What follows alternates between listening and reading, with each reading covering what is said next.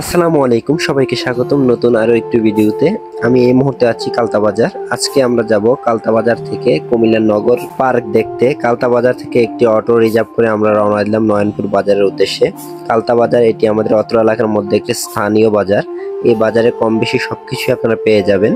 এগুলো হচ্ছে কালতা বাজারের সাথে ফসলের মাঠ। অটো দিয়ে চলে আসলাম সুবিধাপুরের এই ব্রিজটি একসময় ছিল না, আমাদের পারাপার হতে খুবই কষ্ট হতো।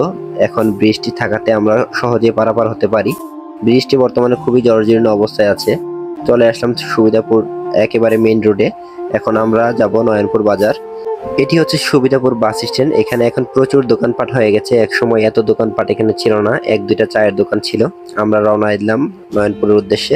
অটো দিয়ে চলে আসলাম বিডিআর ক্যাম্পেও এখন প্রচুর দোকানপাট হয়ে গেছে। এক সময় এত দোকানপাট এখানেও ছিল না। আবারও চলতে শুরু করলাম নয়নপুরের উদ্দেশ্যে। পাশেই দেখতে পেলাম শেখ হাসিনা সরকারের আমলে আশ্রয়ন প্রকল্পগুলো। এখানে ভূমিহীন মানুষদের স্থায়ী বসবাসের জন্য সুযোগ করে দেওয়া হয়েছে। চলে আসলাম নয়নপুর বাজার।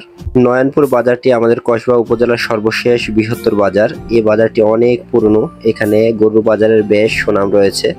বর্তমান নয়নপুর বাজারে আপনারা কম বেশি সবকিছুই পেয়ে যাবেন হাতের নাগারে। এখানে আছে ব্যাংক এবং হসপিটাল, এছাড়াও প্রয়োজনীয় সকল উপকরণই এখান থেকে আপনারা সংগ্রহ করতে পারবেন। একটু সামনেই রয়েছে শালদা নদী দুটি জেলাকে বিভক্ত করেছে, ব্রাহ্মণবাড়িয়া ও কুমিল্লা জেলা। এপারে হচ্ছে আমাদের কসবা উপজেলা এবং ওপারে রয়েছে ব্রাহ্মণপাড়া উপজেলা। এটি হচ্ছে শালদা নদী। এই নদীটির উৎপত্তি স্থল হচ্ছে ভারতের আসামে এবং মিলিত হয়েছে বাংলাদেশের তিতাস নদীর সাথে। শালদা নদীতে এখন পানি কম, বৃষ্টির সময় পানিতে থই থই করে। এখন আমরা চলে আসলাম বাগড়া সিএনজি স্ট্যান্ডে। এখান থেকে আমরা কুমিল্লার উদ্দেশ্যে সিএনজি করে যাব। এটা হচ্ছে বাগড়া সিএনজি স্ট্যান্ড। এখান থেকে কুমিল্লা যাওয়ার জন্য খুব সহজে সিএনজি পেয়ে যাবেন। এছাড়াও কুমিল্লা সহ অন্যান্য জায়গায় যাওয়ার জন্য রিজার্ভে খুব সহজে সিএনজি পাবেন। জনপ্রতি ভাড়া পড়বে 80 থেকে 100 টাকা। আমরা 5 জন একটি সিএনজি করে রওনা দিলাম কুমিল্লার উদ্দেশ্যে। সামনেই চোখে পড়লো শহীদুল আবু তাহের কলেজ।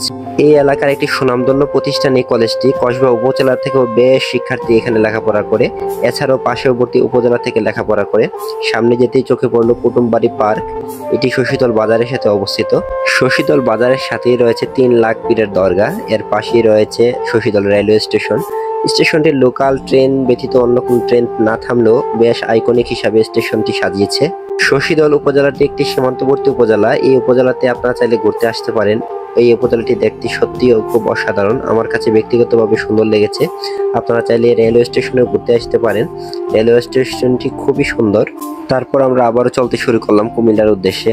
দেখতে দেখতে চলে আসলাম কুমিল্লা শহরে। এই শহরটা আমাদের প্রাণের শহর। কুমিল্লা শহরে রয়েছে বড় বড় হসপিটাল, শিক্ষা প্রতিষ্ঠান, যার জন্য আমাদেরকে ছুটে আসতে হয় এই শহরে। আশেপাশে প্রত্যেক জেলা থেকে এই শহরে লোকজন আসে ডাক্তার দেখানোর জন্য। দেখতে দেখতে চলে আসলাম কুমিল্লা ঈদগাহের কাছে। আমাদের সিএনজি এই পর্যন্তই থাকবে। এখন আমার পাশে ছিল আমার এলাকার বড় ভাই কবির ভাই। তিনি এসেছেন এই কুমিল্লা শহরে ডাক্তার দেখানোর জন্য, তাই তিনি এখন ডাক্তারের উদ্দেশ্যে চলে গেল। তারপর আমিও চলতে শুরু করলাম কুমিল্লা নগর পার্ক দেখার জন্য। চলে আসলাম কুমিল্লা নগর পার্ক গেটের কাছে। নগর পার্ক দেখতে আসলে আপনাদের কোনো প্রকার মূল্য পরিশোধ করতে হবে না। এখানে প্রবেশ মূল্য একেবারে ফ্রি। কুমিল্লা এই পার্কে প্রবেশ মূল্য একেবারে ফ্রি হলেও এখানে রয়েছে বিনোদনের জন্য অসংখ্য রাইড, যেগুলো চড়তে হলে আপনাকে গুনতে হবে 30 থেকে 50 টাকার মতো।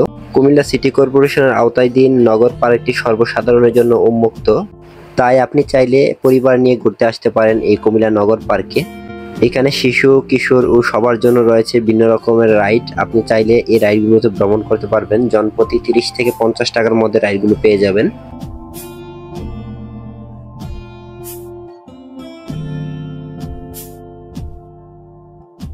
কুমিল্লা নগর পার্কটি আসলে খুব চমৎকার, আমার দেখে খুবই ভালো লাগছে। কুমিল্লা সিটির মধ্যে এই জায়গাটি একটি স্বস্তির জায়গা।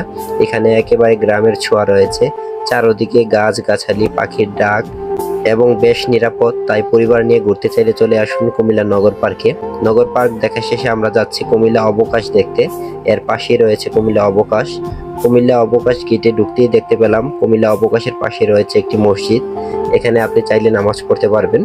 কুমিল্লা অবকাশটিও বেশ সুন্দর, পরিপাটি। এখানে চাইলে আপনার পরিবার নিয়ে সকালে এবং বিকালে হাঁটার জন্য আসতে পারেন। কুমিল্লা শহরের মধ্যে এত গাছগাছালি হয়তো আর কোথাও নেই। এই কুমিল্লা নগর পার্ক ও অবকাশে রয়েছে। অবকাশ থেকে হাঁটতে হাঁটতে চলে আসলাম কুমিল্লা ধর্মসাগর পার। এই ধর্মসাগর জায়গাটা সত্যি অসম্ভব সুন্দর একটি জায়গা। এই গরমের মধ্যে স্বস্তির একটি জায়গা হচ্ছে ধর্মসাগর। কুমিল্লা ধর্মসাগর পাড়ের শীতল বাতাস যে কারোর মন ছুঁয়ে যাবে, এখান থেকে যেতেই যাবে না, ইচ্ছে করবে এখানে থেকে যেতে।